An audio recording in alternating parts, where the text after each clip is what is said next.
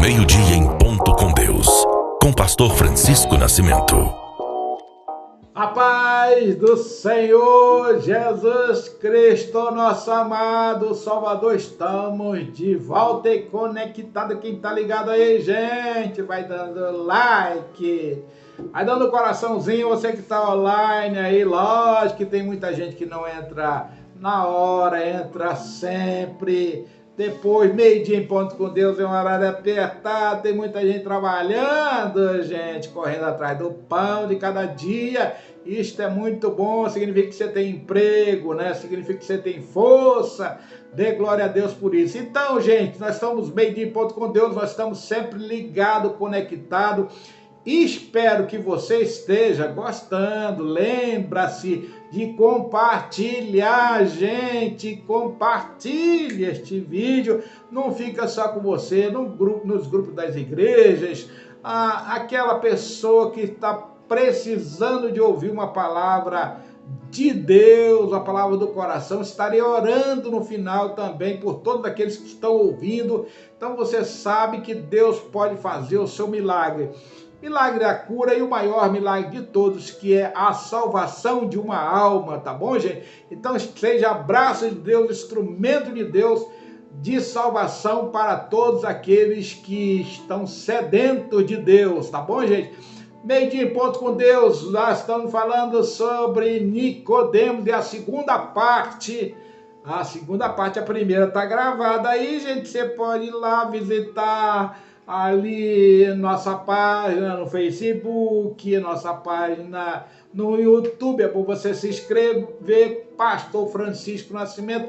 Se inscreva na minha página, tá aí onde você pode buscar, tá bom? Dê o like aí na nossa página, precisamos ter bastante gente aí para divulgar essa palavra de Deus. Então a segunda parte, nós vamos dar continuidade, creio que vai dar para terminar agora, nós vamos passar um pouquinho, né, mas vamos terminar em nome de Jesus. Muito bem, gente, nós estamos respondendo algumas questões prementes aí a respeito de alguns pensamentos, né, que são postos aí sobre as questões de vida eterna, de salvação, de religiosidade. Então nós estamos respondendo com essa aplicação da vida de Nicodemos, tá bom, gente? Muito bem. Nós estamos falando sobre Nicodemos e a necessidade, vamos continuar hoje, sobre a necessidade do novo nascimento, tá? Nascer de novo, como diz Jesus, tá? Então eu creio que você vai também aprender. Lembre-se, sempre tem a Bíblia aberta, creia na Bíblia acima de qualquer doutrina humana ou doutrina eclesiológica de alguma igreja. Lembre-se, creia na Bíblia Sagrada. Então nós vamos dar continuidade, tá bom, gente? Espero responder aquelas perguntas que nós fizemos ali logo no início da primeira parte, tá? Primeira parte sobre Nicodemos, o religioso que se converteu. Parece até ali, mas é isso mesmo, tá? Vamos lá, gente. João, no capítulo 3, está narrada a história de Nicodemos. Nós estamos trabalhando uma mensagem de João no capítulo 3, tá? E no versos 3 diz assim: a isso respondeu Jesus, falando para Nicodemos: em verdade te digo, que se alguém não nascer de novo, não pode ver o reino de Deus. Jesus é incisivo, enfático, né? Não pode, se não nascer de novo, não pode ver o reino de Deus, não pode ir para os céus, né? Em outras palavras, tá? Então, há um ditado popular, né, bem conhecido, né, que pau que nasce torto, né, ele morre torto, né? Ou seja, ele nunca se endireita. Lógico, isso está se referindo a uma pessoa que não pode mudar de comportamento, ou não vai mudar de comportamento, que as pessoas elas não mudam de comportamento no decorrer da sua vida, tá? Então, a minha pergunta é, será essa frase veraz, verossímil, né? Ou plena, inquestionável, né? para o Evangelho de Cristo, para a Palavra de Deus? A resposta é não, não condiz com a verdade, não condiz com a realidade de muitas vidas que foram transformadas, sobretudo a verdade que vem de Deus, né? João 8:32, né? Você conhece aquela famosa frase, né, que diz: e conhecereis a verdade e a verdade vos libertará. O próprio Jesus falou isso, tá? Quando você estuda, evidentemente, a história humana, ou quando você acompanha a história humana, logo você se apercebe, né, que há um aumento da maldade no coração dos homens, né? O próprio profeta Jeremias, ele foi muito feliz, né? Lógico que a sabedoria que vem de Deus, né? Ele diz na sua carta, no capítulo 17, versículo 9, ele diz: enganoso é o coração mais do que todas as coisas e desesperadamente corrupto, né? Ou seja, quem conhecerá? Só Deus conhece o coração dos homens. Então, de fato, quando você começa a ver isso aí, essas questões da crescente maldade do homem, no coração dos homens, você vê que o pecado, ele trouxe no homem ou no coração do homem muitas marcas profundas, tá? Rebeliões, ressentimentos, mágoas, um afastamento de Deus completo, ou seja, o homem está cada dia mais afastado de Deus e da sua presença, tá? O homem está afastado cada dia mais do seu Criador, fazendo concepções, ideias ali que ele acha que é certo e vai mantendo a sua vida e vai passando para os seus filhos e vai tendo uma geração de rebeldes, uma geração de homens descrentes que não creram no Senhor.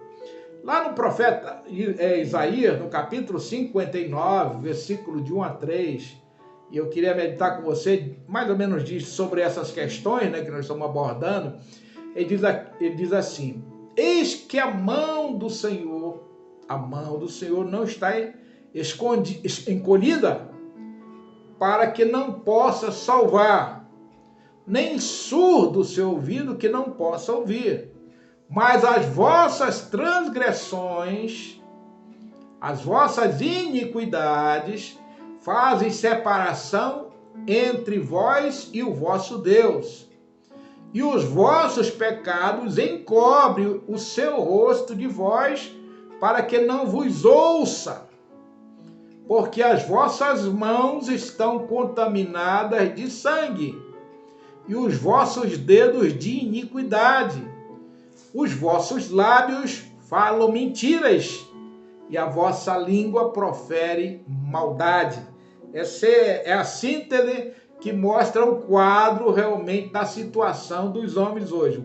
Um coração cheio de pecado. Logicamente, Deus, ele não tolera o pecado, Deus é todo santo, ele não vai tolerar o pecado, então ele não tem contato com o pecador. Diz lá no livro de Amós: pode dois andar juntos se não tiver acordo? Não há acordo, quando os dois estão com vidas diferentes, tá bom? Então, o homem enveredando no caminho do pecado, da perdição, ele não pode se transformar e nem se salvar. Ele não tem, nós já vimos isso no capítulo 2 de Efésios, versículo 8 a 10. Ele não pode se salvar, ele não tem condição de prover a salvação pessoal, tá?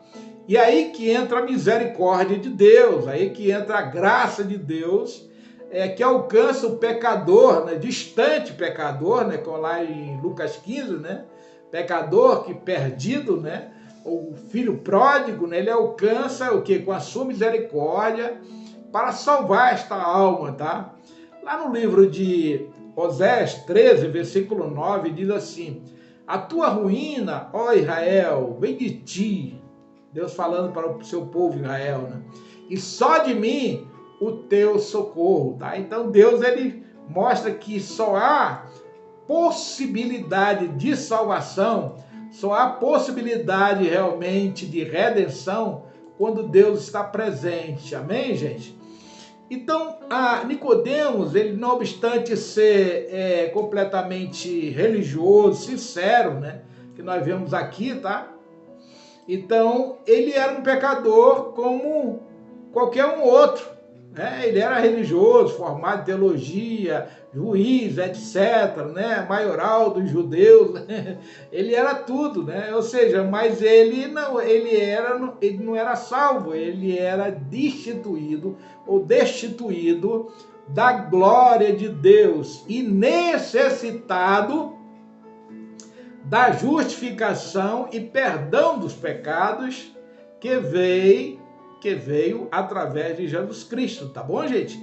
Então, ele, como todos nós nesta terra da nossa peregrinação, precisamos de salvação. E essa salvação só quem pode dar é Deus. E Deus já deu através de Jesus Cristo, que é a graça de Deus abundante sobre nós.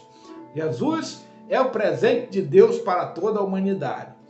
Olha o que diz em Romanos, no capítulo 2, versículo 23 e 25. Diz assim: pois todos pecaram e destituído, ou carece, em outras traduções, da glória de Deus, sendo justificado gratuitamente por sua graça, mediante a redenção, comprado, de novo, tá? Que há em Cristo Jesus, a quem Deus propôs no seu sangue como propiciação mediante a fé, para manifestar sua justiça, por ter Deus, na sua tolerância, deixado impunes os pecados anteriormente cometidos, tá? Em Atos Apóstolos 4:12, também seguindo essa mesma linha, né? Lucas, ele diz assim: e não há salvação em nenhum outro, porque abaixo do céu não existe nenhum outro nome dado entre os homens pelo qual importa que sejamos. Perdão, essa daí o Tiago vai tirar. Ai, meu Deus do céu. Mas, então, como acontece o novo nascimento e a transformação do pecador em um novo homem? Seria uma pergunta, né? Como é que isso acontece? O novo nascimento e a transformação do pecador ao novo homem, né? Ou ele ser mudado, transformado, tá?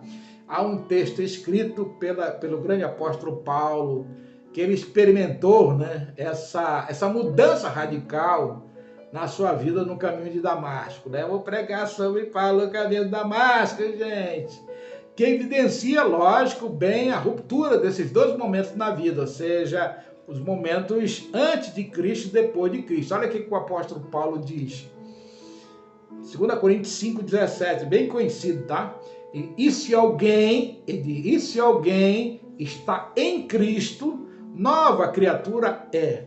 As coisas antigas já passaram e eis que se fizeram novas. Ou seja, há uma ruptura entre coisas antigas, né, que é o passado daquele que um dia aceitou Jesus como Salvador, e o presente, que é agora uma nova vida. Ou seja, o novo nascimento entrou na vida do pecador e ele foi regenerado, transformado e passou a viver em Cristo Jesus, ou como diz João capítulo 15, ali ligado na figueira, que é Jesus Cristo, tá bom?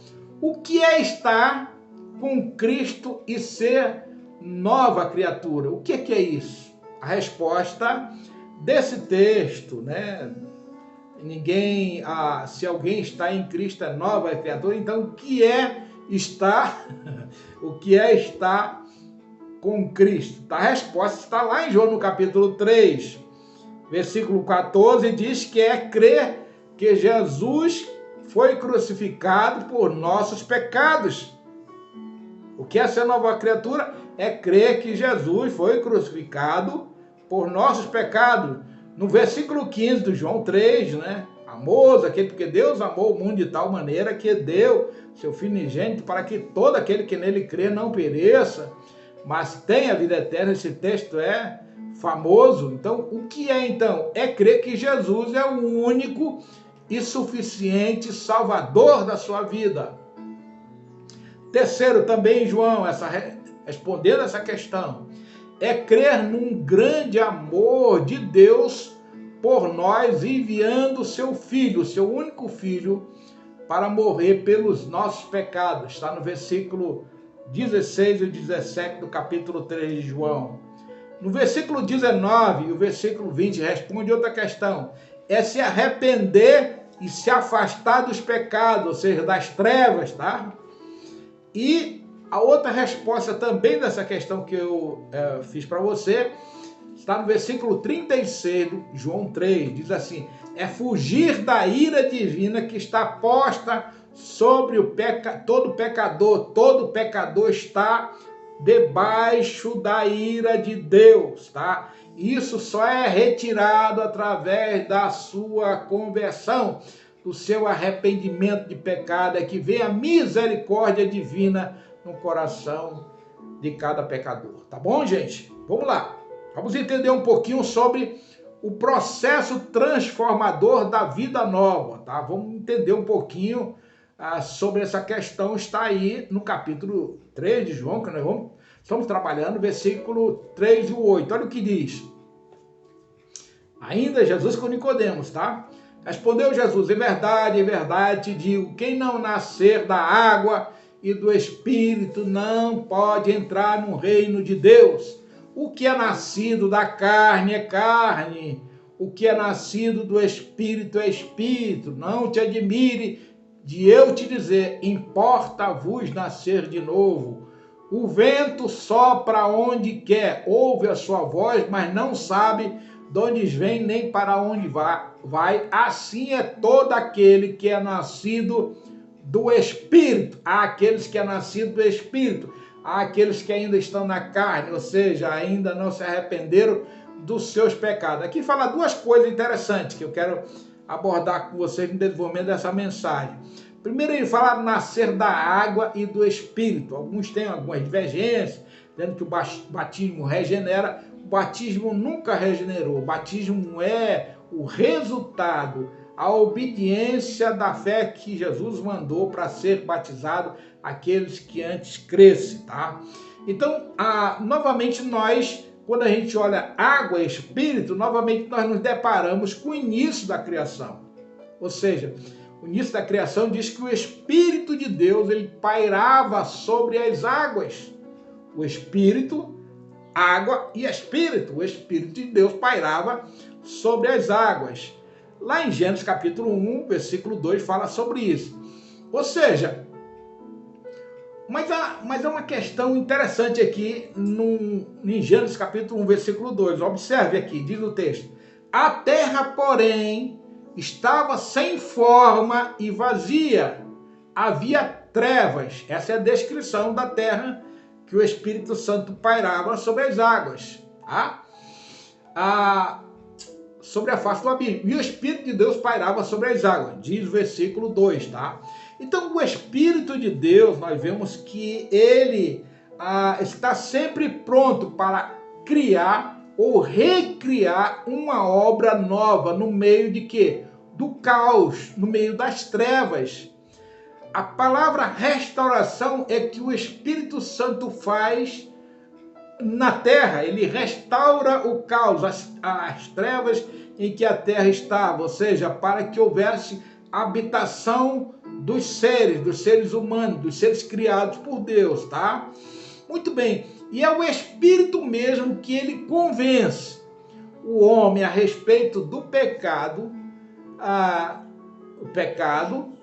ou seja, o pecado na alma e no corpo,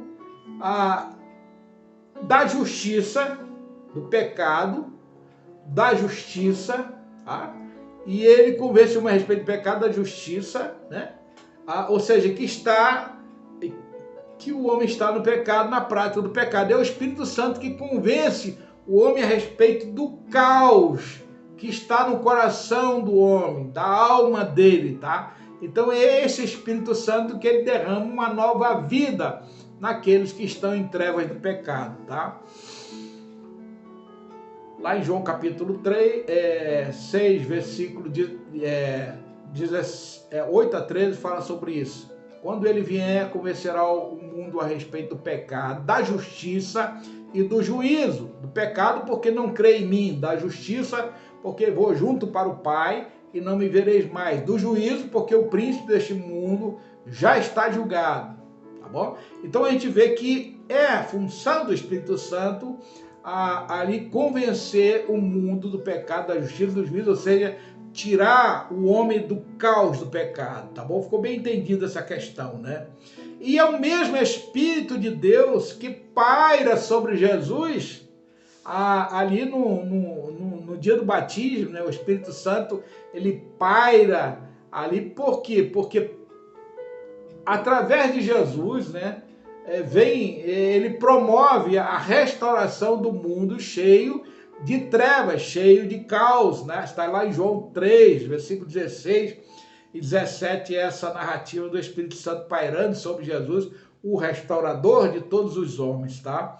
A obra da salvação, a obra da redenção, a obra da regeneração é um trabalho direto do Espírito de Deus no espírito do homem, ou seja, ele se utiliza da pregação, convencimento do pecado no homem através da pregação, como eu estou fazendo aqui e como muitos pregadores fazem.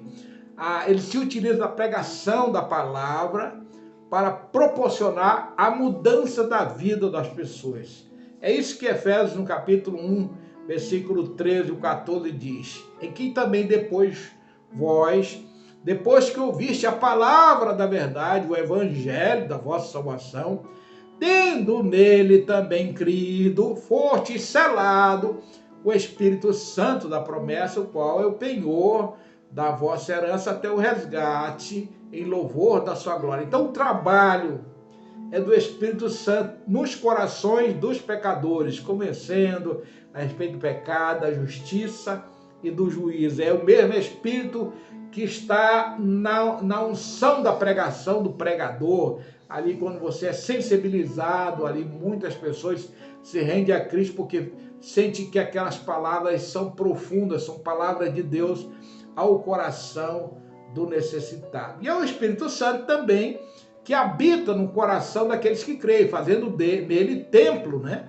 Templo de Deus, casa de Deus, tá? O Espírito Santo continua fazendo a obra da restauração. Está lá em 1 Coríntios, no capítulo 16, versículo 19. Então, para a gente entender isso e finalizando essa parte, nascer da água, ela traz uma alusão, lógico, ao batismo que o profeta João Batista ele estava realizando no tempo de Jesus. Esse simbolismo ele é carregado de um significado de purificação. Era assim que os sacerdotes se lavavam antes de entrar no templo, ou seja, se purificavam no lugar santo ali. A água, nesse sentido, ela significa santificação, tá? E nós temos muitos textos na Bíblia, no sentido metafórico, que mostra que essa água, ela simboliza a palavra de Deus, tá? Um dos textos está lá, bem conhecido, João, no capítulo 15, versículo 3, diz assim: vós já estáis limpos pela palavra que vos tenho falado, João 3,15. Lá em João 17 diz assim: santifica-os na verdade, a tua palavra é a verdade, tá? Em Efésios capítulo 5, versículo 25 ao 26 diz assim: maridos, amai vossa mulher como também Cristo amou a igreja e a si mesmo se entregou por ela para que a santificasse, tendo-a purificado por meio da lavagem de água pela palavra. Ou seja, a água nesse sentido ela é um ato simbológico de santificação e de purificação. Por isso que lá em João 3 diz: quem não for batizado na água e no Espírito não herdará o reino de Deus. Então, a água traz sim o significado de morte, de ressurreição também, tá?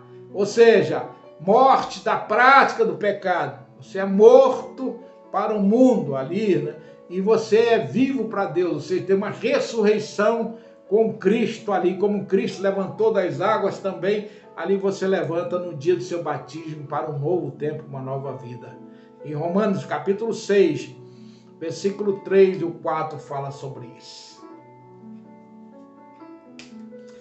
Vou concluir, gente, tem que concluir, ainda falta mais alguns minutos, nós estamos concluindo, gente. Então, eu queria falar bem rápido aqui, não dá para a gente trabalhar muito sobre a evidência do novo nascimento na vida de Nicodemos, tá, gente? Esse novo nascimento é muito evidente na vida de Nicodemos depois que ele encontra com Jesus. A primeira coisa que a gente vê na vida de Nicodemos é que depois que ele tem um encontro, a vida dele é regenerada, é salva, é justificada ali ao novo nascimento, a uma nova experiência de vida com aquele religioso, né? Aquela religiosidade que ele trazia, que era uma religiosidade sem vida, né? Então a primeira coisa que ele vê, que a gente percebe, é que Nicodemos passa a defender Jesus no Sinédrio, tá? Essa é uma evidência de salvação, a defesa da fé. Você começa a defender. Lá em João 7, versículo 50, 53, quando o pessoal do Sinédrio ali duvida de Jesus Cristo, ali Nicodemos diz, olha, nós não podemos julgar este homem, né, segundo a lei, porque esse homem ele precisa de defesa, ou seja, faz ali uma defesa de Jesus. Quando você se converte a Cristo, um dos sinais, uma das evidências que você de fato você foi regenerado, você começa a defender sua fé em Cristo Jesus. Então você começa a pagar um preço ali da perseguição, né? O texto diz que muitos que querem viver piedosamente em Cristo serão perseguidos. Então haverá isso. A outra evidência que a gente vê aqui para a gente finalizar essa questão da conversão de Nicodemos, tá? E também pode ser da sua conversão, é que além de testemunhar, Nicodemos passa a pagar um preço, né? Um preço mesmo ali em valores, né? Ou seja, o preço da perseguição, o preço dos valores. A Bíblia diz lá no capítulo 19, versículo 38 e 39, diz que Nicodemos, ele compra, né? Ele compra perfumes, né? 100 libras de composto de mirra e aloé, juntamente com José de Arimateia, e vai ali perfumar o corpo de Jesus. O que nós aprendemos com isso? É que quando você se converte, você paga um preço das perseguições, preços espirituais. Muita gente não quer que você... pensa também das pessoas zombando de você por ser crente, mas também você passa a contribuir com a obra de Deus, também você é perseguido por isso. Você precisa dar oferta, dízimo, então você é perseguido por isso. As pessoas não perseguiam quando você gastava com cerveja, com cachaça, com prostituição, mas persegue quando você dá o dízimo e oferta para a igreja, tá? Então, o que nós vemos aqui, que nós aprendemos, é que sempre você vai pagar um preço por causa de Cristo, né? E Deus, ele quer isso, que você possa evidenciar a sua fé. Finalizando, finalmente, vou orar agora por vocês, tá bom, gente? Nicodemos, o que nós aprendemos na síntese? Nicodemos, ele era o quê? Era um homem religioso, né? Era um homem profundo conhecedor da teologia, tá? Mas Nicodemos não era nascido de novo, e nós vimos aqui, tá? Era necessário ele nascer de novo, e ele nasceu de novo no encontro que ele teve com Cristo, tá? Ou seja, ele foi transformado por Cristo, tá? Ele ouviu falar de Jesus, procurou Jesus, mesmo que seja na calada da noite, né? Você pode buscar Jesus escondidinho ali também, no seu escondidinho do seu quarto, confessar Jesus como Salvador da sua vida. Minha pergunta a você é, para a gente finalizar, você já nasceu de novo? Você tem certeza que o teu nome está escrito no livro da vida? É possível ter certeza da terra? Sim, é possível ter certeza dessa terra. É bom você fazer uma oração comigo, se você ainda não tem. Faça uma oração de aceitação a Jesus, tá? Eu vou fazer essa oração e depois vou orar por aqueles que estão necessitados. Diga comigo, você que ainda não confessou Jesus como Salvador. Diga, Senhor Jesus, entra na minha vida, Senhor, e me faz um novo homem, uma nova mulher. Escreve o meu nome no livro da vida. Senhor, eu me arrependo de todos os pecados, Senhor. Senhor, eu sei que tu morreste para me salvar e eu quero esta salvação em Cristo Jesus, como Nicodemos teve, em nome de Jesus. Pai Celestial, eu também quero orar por essa pessoa que confessou a Ti, Senhor. Quero pedir a Tua bênção da firmeza da fé, que o Senhor escreva esse nome no livro da vida, Senhor. Que a partir de hoje ela seja uma nova criatura, Senhor. E também quero orar por aqueles que estão enfermos, doentes, acamados, desesperados, desempregados, estão precisando de socorro, Senhor, que só Jesus Cristo pode dar. Abençoa essas vidas, Senhor, é o que te peço em nome de Jesus. Shalom Adonai, meio-dia em ponto com Deus. Na próxima estamos ligados, fica ligado, conectado, pois nós vamos voltar com outro personagem da Bíblia. Um abraço, querido. Shalom Adonai.